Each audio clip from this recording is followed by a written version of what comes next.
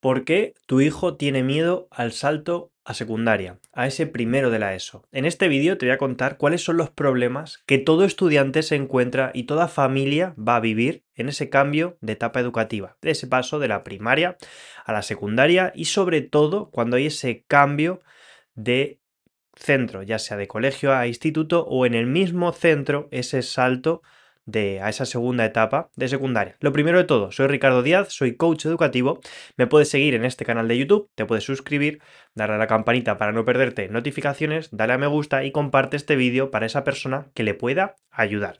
Lo primero de todo, ¿cuándo es ese paso de la etapa educativa de ese primaria a secundaria? Pues la etapa es a partir de los 12 años, cuando pasamos de sexto de primaria a esa parte de primero de la ESO. Normalmente casi todos los centros es un salto de un centro a uno más grande o por lo general en otros centros también lo que permiten, sobre todo en concertados, es ese paso a educación superior en el mismo centro. En este vídeo vamos a hablar sobre los problemas que os encontráis las familias y sobre todo también esos estudiantes cuando hacéis ese salto. Lo primero de todo, yo fui muy mal estudiante, entonces en base a mi experiencia voy a contar cómo lo viví yo y sobre todo qué veo cuando trabajo con muchas familias en ese punto de malas notas, problemas de dificultad muchas veces con la parte de hacer tareas, en la parte de ir haciendo esos mapas mentales, esas técnicas de estudio. Y en este vídeo voy a intentar dar las mejores técnicas y sobre todo la más claridad posible para que ese paso sea lo más sencillo y no se complique. Entonces, lo primero de todo, ¿ese paso se nota sí o no? Pues te puedo decir que sí, te garantizo que sí, porque es un cambio como el que como personas adultas vais a ver en un cambio de trabajo. Es exactamente ese mismo cambio que lo van a vivir vuestros hijos en ese proceso educativo. Entonces, poner medidas y establecer herramientas será lo más sencillo para que no sea tan difícil o no se note tanto ese salto de la etapa educativa. ¿Qué estrategias podemos ir marcando para que no tengamos tantas dificultades? Pues lo primero de todo es entender que el cambio va a estar presente y la diferencia de nivel se va a notar en las notas, ya sea a mejor o a peor. Puede pasar dos cosas.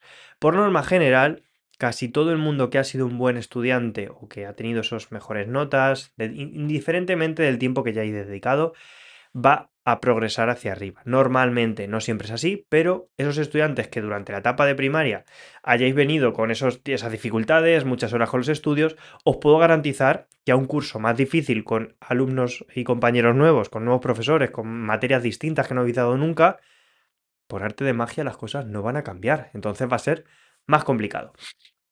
¿Qué estrategias podemos trabajar para que ese salto se minimice lo máximo? Pues lo primero de todo es entender que el círculo de amigos va a cambiar.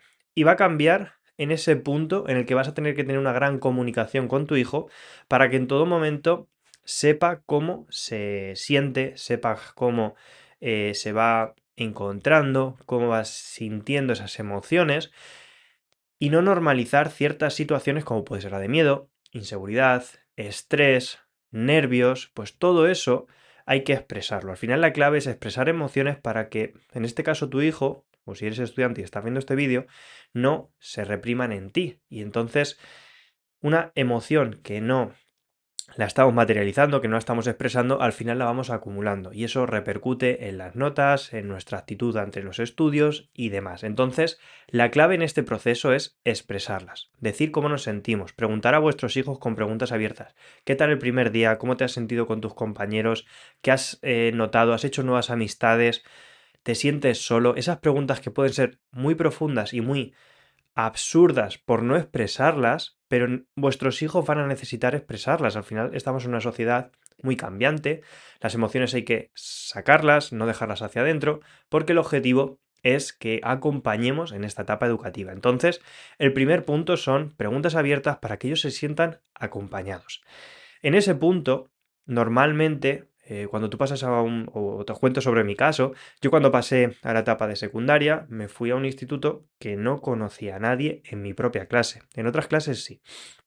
Y llegué ahí y me senté en la silla el primer día Y al final, pues esos nervios, me sudaban las manos, estaba nervioso, no conocía a nadie, parece que no te vas a relacionar. Siempre escuchaba el comentario de los padres y las madres de cuidado con quién te juntas, a ver con.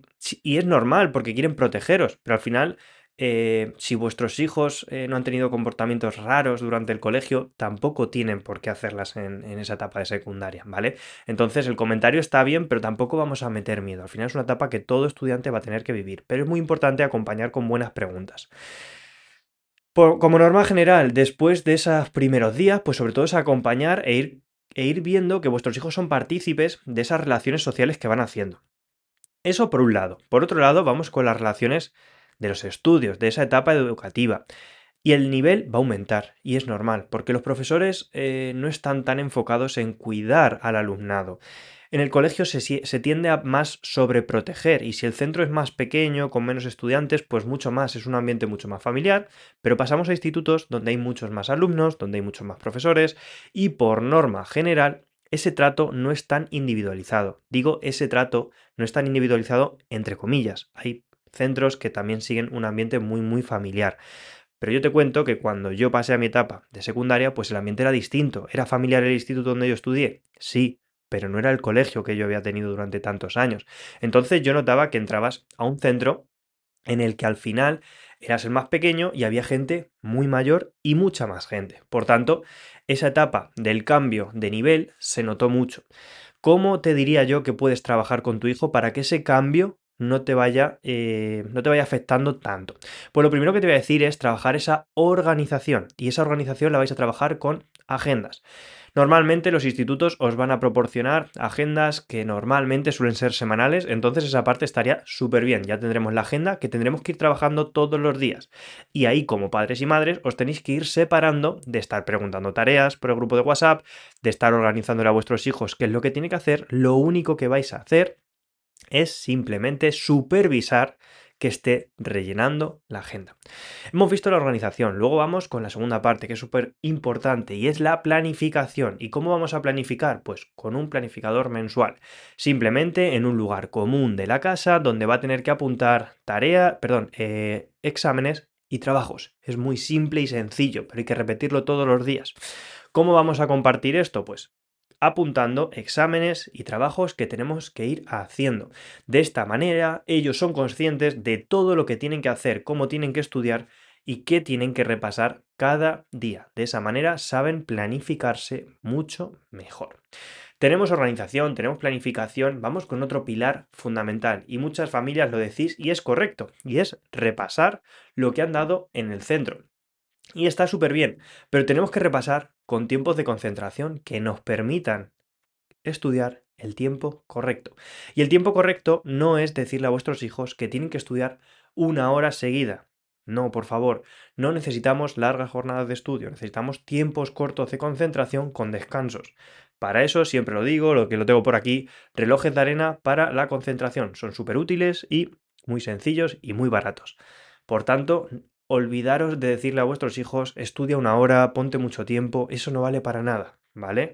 Vivimos en una sociedad cambiante, como se estudiaba antes, no se estudia ahora, la atención de los estudiantes es mucho menor porque hay muchos más estímulos. Entonces, igual que tú te cuesta concentrarte como me cuesta a mí en algunas ocasiones, pues a vuestros hijos que tienen la corteza prefrontal mucho menos desarrollada que nosotros los adultos, nos cuesta mucho más. Entonces, estrategias simples, sencillas, repetidas de manera constante. Por tanto, repasar esos contenidos de lo que tengáis tarea es fundamental. Y para ello, en los libros vienen ejemplos, vienen repeticiones, que viene todo explicado. Por tanto, no os metáis a explicarle los contenidos cada tarde con ellos todos los días. Al final, solo generáis discusiones y explicáis las cosas distintas. Si tiene sus apuntes, que lea sus apuntes, y si tiene el libro, que lea el libro. No os metáis a volverlo a explicar porque al final vais a confundir. Yo fui profe particular, lo explicaba de otra manera y al final solamente generaba confusión en mis estudiantes. Una vez hemos hecho esto, podríamos empezar con la tarea. Por tanto, repasar la tarea es fundamental para que no tengáis esa serie de problemas todas las tardes. No os metáis a ayudarle con las tareas, a explicarle las cosas, a hacerle los ejercicios y a corregírselos. Eso no va a valer de nada. Y por último, pues ese trabajo de autoevaluación, esos mapas conceptuales, esas preguntas abiertas que a vuestros hijos les van a ayudar a estudiar ellos solos. Pero sobre todo, la clave está en que ellos mismos corrijan esas preguntas o esos mapas mentales para que sean conscientes de qué les está faltando. Estas familias serían las estrategias que te diría que tienes que aplicar para que el paso a la ESO y esa parte de secundaria no se note tanto. Es decir, que esos cambios a mejor y a peor, pues si son a mejor, que no se noten tanto o que se noten pero para bien, y si son, perdonar, para peor, pues ir lidiando para que no sean tan notables. Si te ha gustado este vídeo, compártelo con aquella persona que le pueda gustar, dale a me gusta, pon un comentario de próximas ideas o lo que me quieras comentar por aquí abajo, suscríbete al canal para no perderte próximos vídeos, dale a la campanita para que te notifique cuando suba el próximo vídeo o sígueme en Instagram, Ricardo Díaz Coaching Educativo. Nos vemos en próximos vídeos. Chao familias.